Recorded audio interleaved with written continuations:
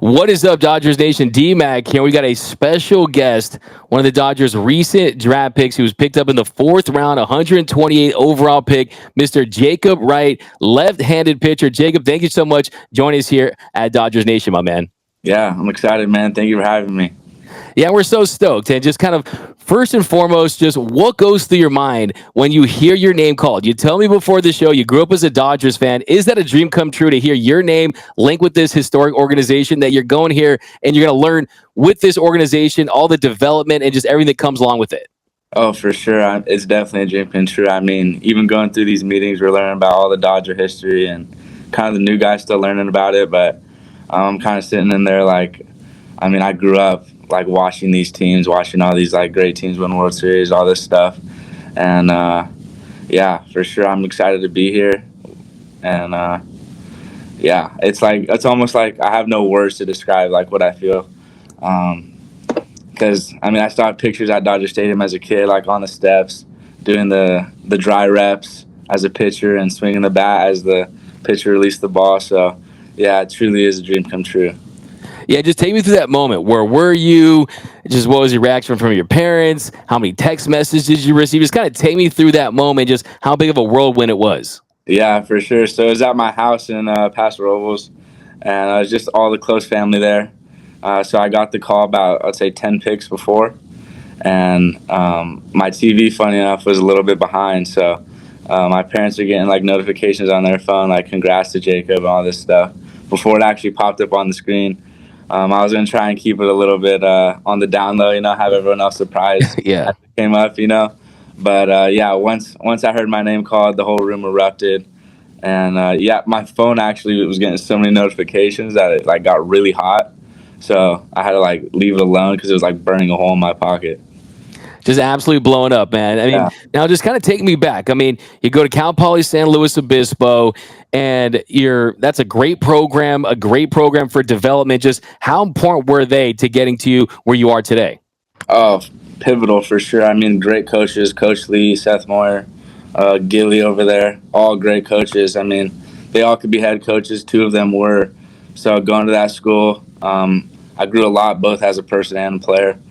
I say I've matured off the field. Just what Coach Lee and the coaches do over there is kind of gets you ready not only for life but on the baseball field too. I mean, there wasn't a play that we didn't practice. Like anything you can think of, we practiced it out there. So now coming here to this organization, I'm looking forward to getting into like the technical side of it. But that was definitely a foundational part of my baseball journey.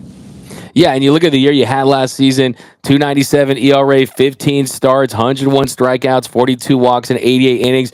What allowed you to be so effective this season and just take your game to a whole nother level? I would just say simplifying like the mental part of pitching. Not trying to be too fine on the corners, knowing my stuff will play in the zone.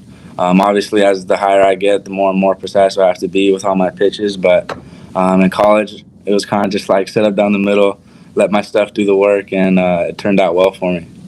Yeah, was it always going to be Cal Poly, or were there other schools recruiting that you were considering going to? Yeah, I mean, I had a few schools, but Cal Poly was like my number one growing up. I wanted to be close to home, kind of be with my parents. They could come out, watch my games. So it was kind of just that close to home feeling, and then here I am at the Dodger Stadium, my next home.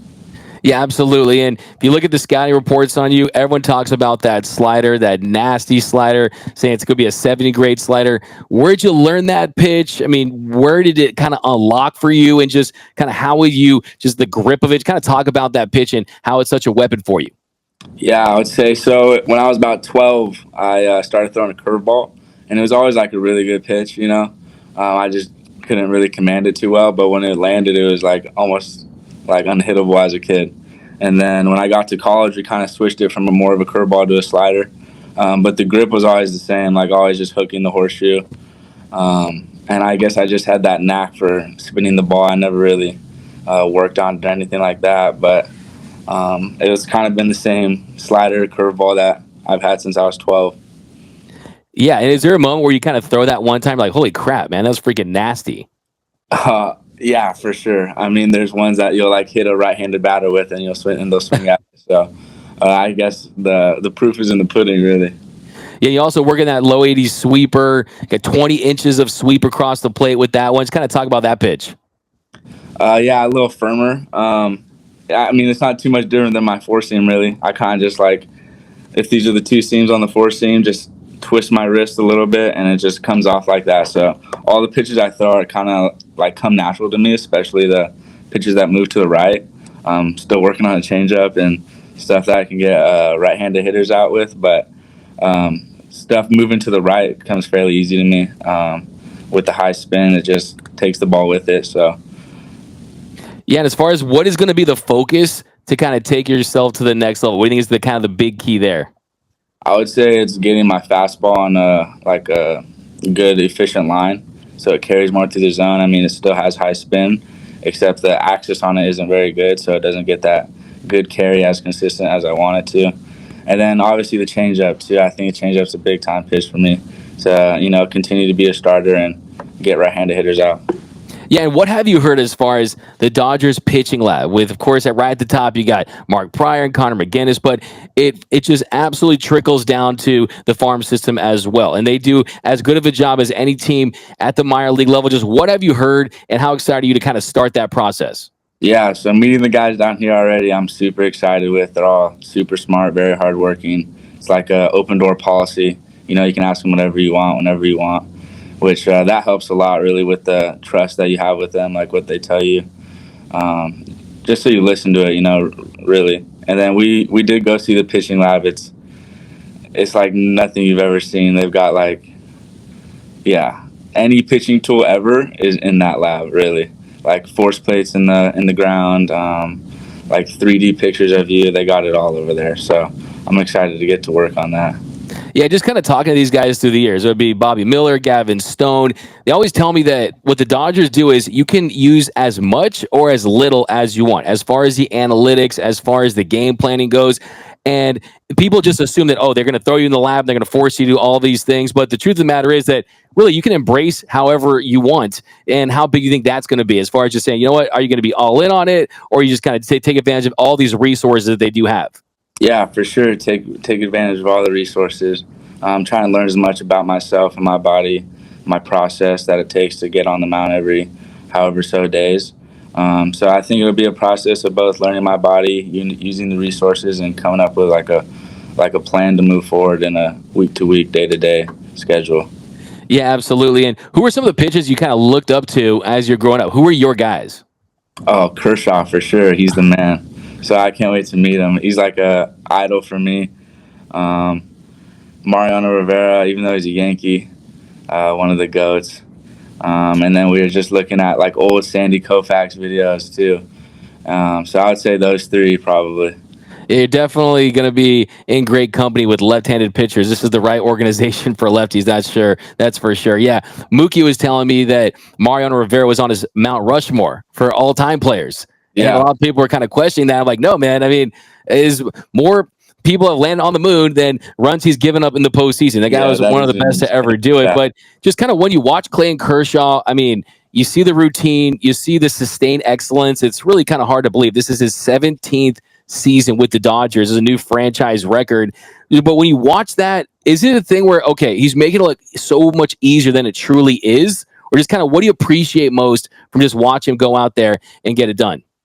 I would just say his mentality and how he goes about it. I mean, you hear stories around here about hardworking dude, gets it done in the weight room everywhere. And just the mentality that we all see on the mound, kind of that bulldog, wants the ball, and a true ace. Yeah, like how big of a factor is that? Because you went through an injury in 2022, just the mental side of the game, whether it be coming back from an injury, whether it be attacking hitters and just going after guys. Just how big of a factor is that, just kind of the mental side of it all? I would say it's about half of it, really. I mean, wow. You could have all the stuff. You could have all the stuff in the world, but if you don't have it right upstairs, it's not really going to work out for you. So I would say going through my surgery, it was kind of, I had to prove it to myself first, and that comes with like the bullpens, the live hitters, all that stuff. And then once I proved it to myself, it was kind of like I was set free, really. It was like whenever I got on the mound, I began to get like more comfortable every single time I went out there. So it was just setting those building blocks.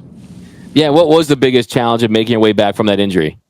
just knowing that when I ramped up and was really going to start throwing hard, that like in the back of my head, you still have those demons of like, oh, you just went through a surgery, like it could happen at any throw.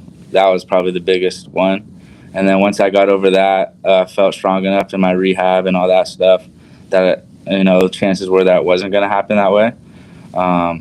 That was the biggest moment for me. Yeah, because you hear pitchers talk about it. It's not just regaining the velocity; it's regaining the feel. Which came quicker for you? Was it the feel or the velocity? I would say the velocity for sure. The feel is kind of just the reps of doing it over and over again. But the velocity, I mean, you get in your rehab and you do that every single day until, you get back out there. So I would definitely say the rehab or the strength of it. Yeah, absolutely. And as far as what is the next step, where do you expect to be next season?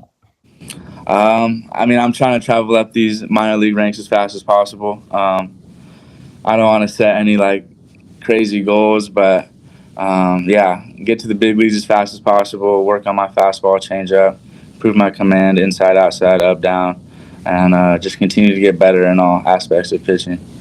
Yeah, I remember talking to River Ryan, and he was telling me that a lot of guys love the camaraderie of the minor league level and is great and all that stuff. And he's a great teammate, but he always viewed it as just a way to get to the show. I think there's some guys that kind of view it as just a way to get to the show, but just kind of what's your mindset going to be as far as going through the minor leagues?